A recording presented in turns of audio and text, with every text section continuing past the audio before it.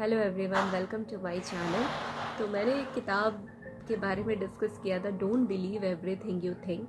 और उस किताब में जो बताया गया था कि thinking is the actual cause of our suffering, कि मतलब हमारी जो सोच है, सिर्फ हमारी सोच की वजह से हमारा सारा पेन है, हमारी सारी तकलीफ़ें हैं।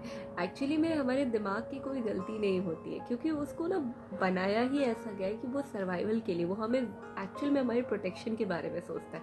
जिस तरीके से एक माँ होती है ना, तो माँ को जब बच्चा छोटा होता है तो उसको बड़ी चिंता होती है, ये ना हो जाए, वो ना हो जाए, उसको कहीं भेजना नहीं चाहती। इवन आजकल की माँ तो कुछ ज़्यादा ही फिक्र करने लगी है, तो ये ना हो जाए, वो ना हो जाए, कहीं ऐसा ना हो जाए, कहीं वैसा ना हो जाए। तो सेम चीज़ माइंड के साथ है कि जब कोई नई चीज़ आती है ना, तो माइंड को भी ना घबराहट होने लगती है कि ये क्या नया हो रहा है, ये कैसे कर रही, ये ऐसे नहीं जिया जाता, वैसे नहीं जिया जाता, तुम गलत सोच रही हो। तो उसको ना वो भी सर्वाइवल के फेज में आ जाता है। बट जिस तरीके से माँ को ये नहीं पता होता है कि जाने अनजाने कहीं ना कहीं अपने बच्चे की इतना ज़्यादा फिक्र करने लगती है, कई बार बच्चे की खुशी का भी ध्यान नहीं रखती है। तो सेम चीज़ माइंड के साथ है, वो इतना ज़्यादा हमारी फिक्र कर लेता है कि उसको उसको नहीं पता होता कि उसकी इतनी फिक्र ही हमारी सबसे बड़ी सफरिंग का कारण है। तो जब हम इस चीज़ को समझ जाते हैं ना, तो उस बुक में बताया गया है कि जिस तरीके से जब पानी गंदा होता है तो हम क्या करेंगे। जब गंदा पानी एकदम धूल मिट्टी से पानी भरा है और एकदम से उसको अगर चम्मच से हिला दो तो पानी पूरा मडी वाटर होता है, तो उस समय हम क्या करेंगे।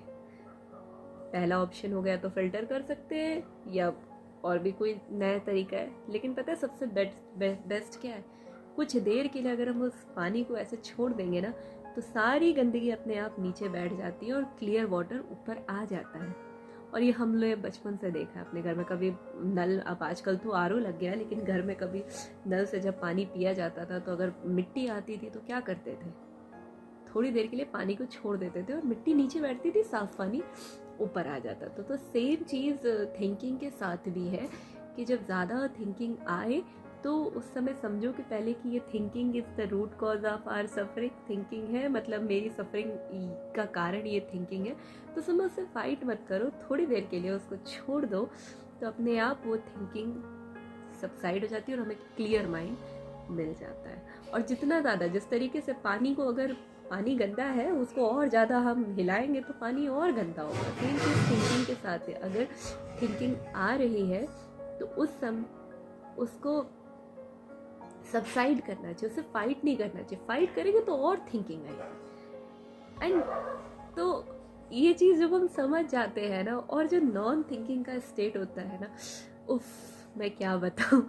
ये सच में, जब आपने भी अपनी लाइफ में हमेशा एक्सपीरियंस किया होगा कि जब आप बिजी होते हो, बिल्कुल दिमाग में कुछ नहीं चलता, जब आप हैप्पी होते हो तो कुछ नहीं चलता। दैट वाज मतलब अल्टीमेट फीलिंग होती है वो पीस की, वो डिटैचमेंट की, वो हैप्पीनेस की। इतना सुकून मिलता है ना कि क्या बताएं। तो उस स्टेट को हम धीरे धीरे करके जब प्रैक्टिस करने लगते हैं तो मिरेकल होते हैं लाइफ में। ऐसा उस बुक में लिखा है, मैं नहीं बोल रही हूँ, बट उस बुक में लिखा। और हमने भी ये चीज़ कहीं ना कहीं अपनी लाइफ में एक्सपीरियंस किया होगा कि जिस दिन हम हैप्पी रहते, कोई थिंकिंग नहीं चलती, तो हमारा मूड अपने आप ठीक होता है।